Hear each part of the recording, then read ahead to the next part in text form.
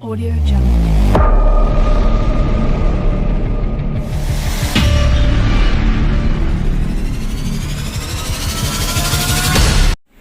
Karena saya merasakan pengembangan padi unggul dulu di daerah ini.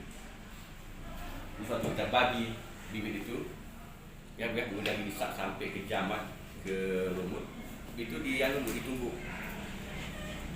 ke nasi untuk beras. Nah gitu, itu susahnya awal-awal.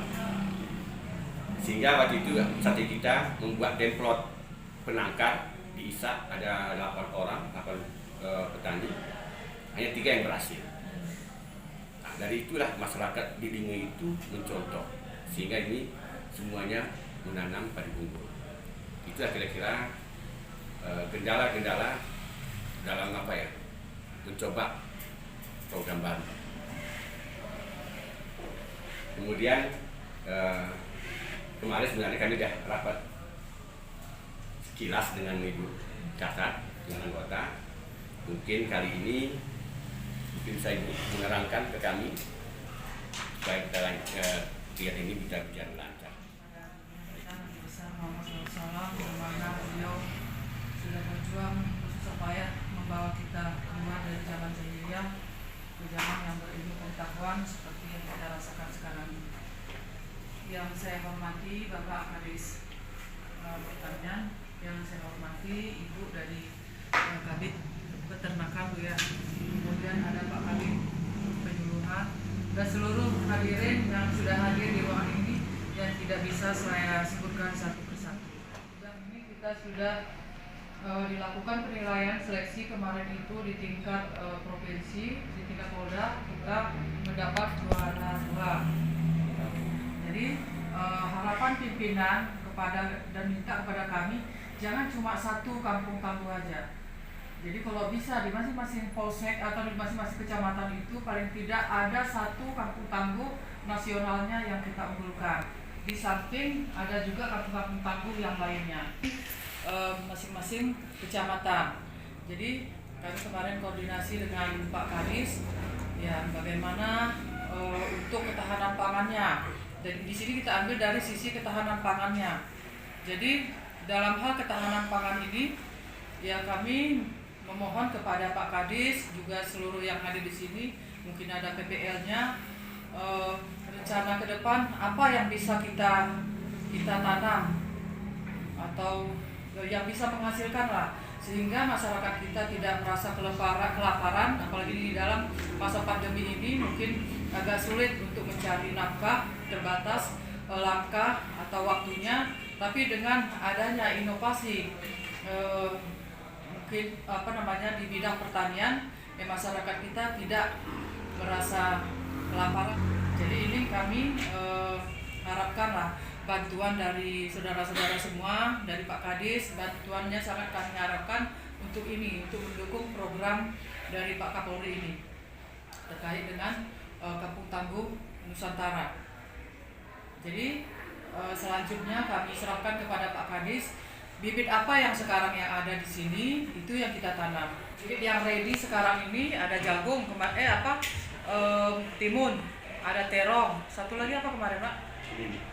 Ada 3 macam. Jadi mana yang kira-kira ini? Tapi kalau bisa, kalau padi itu lebih bagus karena itu ya sesuai dengan kebutuhan makanan pokok kita di sini, makan beras ya. Baca dulu kampung-kampung ini Pak. Ini yang didapatkan oleh dari Polres untuk program Kampung Tangguh Nusantara. Polsek Kota ini Gunung Bukit, Mandali, Bukit Iwih, Tami Dalam. Ini kepada Bipin. Kemudian Bebesen, Mahbengi, Polsek Utawar, Tekong Timur, Hakim Bali Bujang. Hakim Bali Bujang ini sudah dimulai. Sudah. Kemudian Kota Panang, Kampung Balik, Simanek ya? Ini? Situ mana? Kampung Balik. Kampung Balik, Belang Balik. Kampung Balik, memang pun kegiatan KRT PKS Peleonera. Oke. Kemudian Polsek Pegasing nih, Simpang Kelaping, Belanga Bangka, Tanjung Ket. Catat mulu. Kemudian Polsek Serenara, Mulai Jadi, Jerata, Murni Bius, Bius Baru. Ya. Kemudian Polsek Ketol, Pondok Balik, Jalan Tengah, Rejawali, Bintang, Bamenosar, Kuala Dua. Kemudian Jangan Jagat, pergi ada nggak? Nanti sampaikan aja, sampaikan ya. Payat Tunggal, Bukit Kemuning, atau Lintang. Ada atau Lintang nih? Ada ya. Linge, Owak, Lampang Gading, Pantai Nangka, ya, Polsek Celala, Payat Kolak, Berawang Gading, Belanga Kumur. Nah, ini desa-desa yang diusulkan oleh Polsek to Polres. Terima kasih atas undangan yang kami terima. Ini mungkin langsung Ibu kami ingin bertanya atas dasar kriteria apakah kampung ini dipilih di setiap kecamatan? Karena mungkin kebetulan untuk yang di Polsek Kota atau Kecamatan Kebayakan untuk kegiatan ketahanan pangan dari 3 desa yang disebut ini hanya 1 yang berpotensi. Kalau menurut Sisi ya, yang mana? hanya Mendari. Kalau Gunung Bukit agak sulit mengingat lahannya juga sangat terbatas. Kalau Mendari Bukit Dewi Kanidem, lahannya pun memang memadai, terus kelompoknya pun memang alternatif. Kalau Gunung Bukit permasalahan paling utama adalah lahannya. Kalau mau tanam hidroponik pun mungkin nanti butuh dana besar, atau mungkin mau tanam di polybag pun kita butuh tenaga ekstra dan biaya ekstra. Jadi mungkin kalau Gunung Bukit bisa option wilayah mungkin yang Tetelgadu atau boleh. Penentuan daripada kampung tangguh dari masing-masing yang diusulkan oleh Polsek ini, Polsek itu yang menentukan. Kami minta data sesuai dengan kriteria. Sebenarnya dia kampung tangguh itu dia tangguh di dalam kesehatan, tangguh di dalam ekonomi, sosial, kemudian tangguh dalam hal keamanan. Artinya di sini dia tidak pernah ada kejadian yang sangat meresahkan di situ, bebas dari gitu kan, tindak pidana, kemudian masalah kesehatan juga di situ tidak ada terpapar COVID-19 kemarin. Ini acuannya ke situ. Juga tangguh dalam hal pangan. Dalam hal pangan ini artinya di situ tidak ada yang langsung kelaparan. Ya, tapi kita tujuannya ke depan kan ketahanan pangan. Ketahanan pangan ini identik dengan ada lumbung padinya, ada lumbung makanan, ada juga lahan pertanian yang sudah ditunjuk oleh masing-masing polsek ini. Apakah memang memadai untuk dilakukan lahan pertanian di sana itu apa tidak? Ini belum kami cek sepenuhnya. Kami hanya masih menerima laporan dari masing-masing polsek. Jadi ini untuk data yang sudah dibacakan oleh Pak Kadis ini, silakan nanti Bapak-bapak Ibu sekalian menyesuaikan aja. Kalau misalkan ada dari masing-masing kecamatan ini kampung yang memang tidak memadai untuk di lahan pertaniannya, silakan diroker ke desa yang lainnya boleh nanti kita usulkan juga kepada Kapolseknya supaya ini dievaluasi.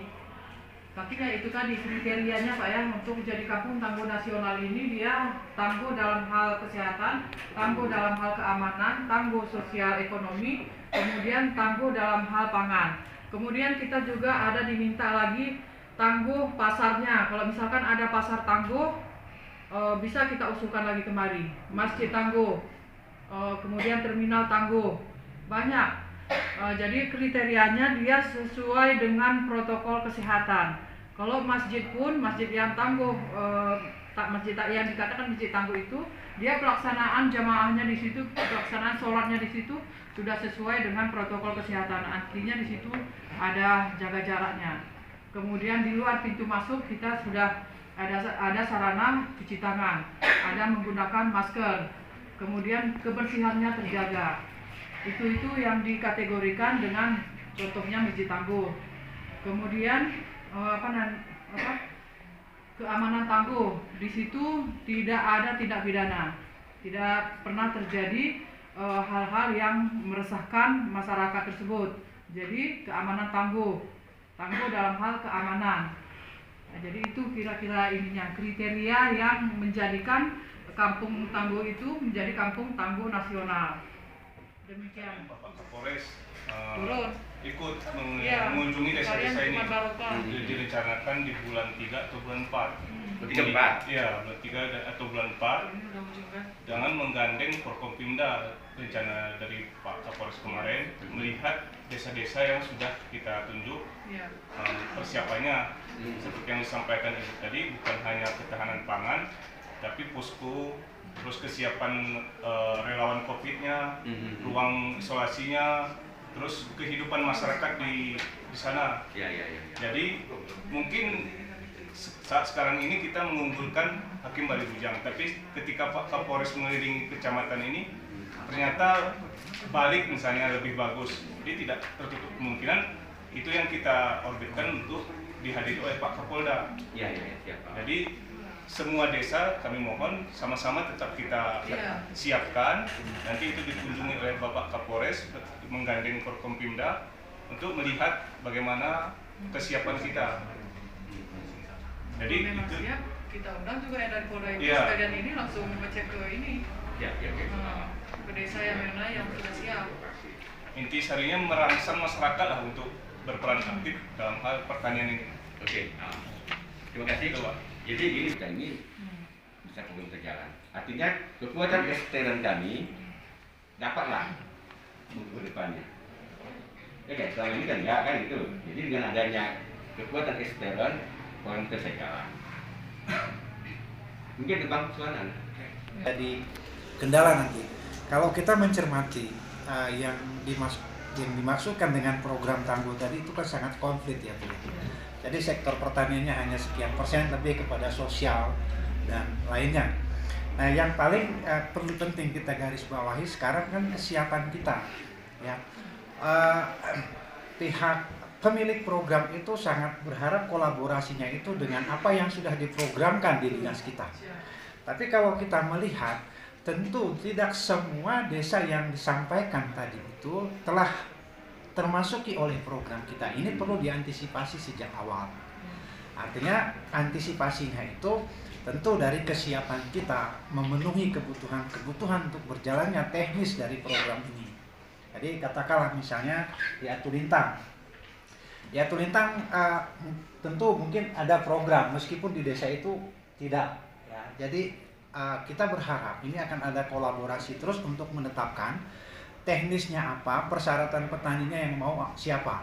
Ya. Jangan nanti sama seperti yang di Bu Ayu tadi, itu kan di Kebayakan itu Gunung Bukit itu kompleknya yang di rumah sakit. Nah, itu Gunung Bukit. Jadi kan hampir mustahil, bukan mustahil, sulit sekali kita menjalankan program yang seperti ini. Tapi di samping itu kalau di sisi lain saya rasa kawan-kawan tadi tidak terkendala besar. Tapi kalau di Jerata mungkin kalau kita lihat dari struktur sosialnya sedikit harus lebih ekstra. Makanya mungkin tadi Kepala BPP kami itu memberi pertimbangan untuk dinilai lebih lanjut. Jadi ini intern di kita.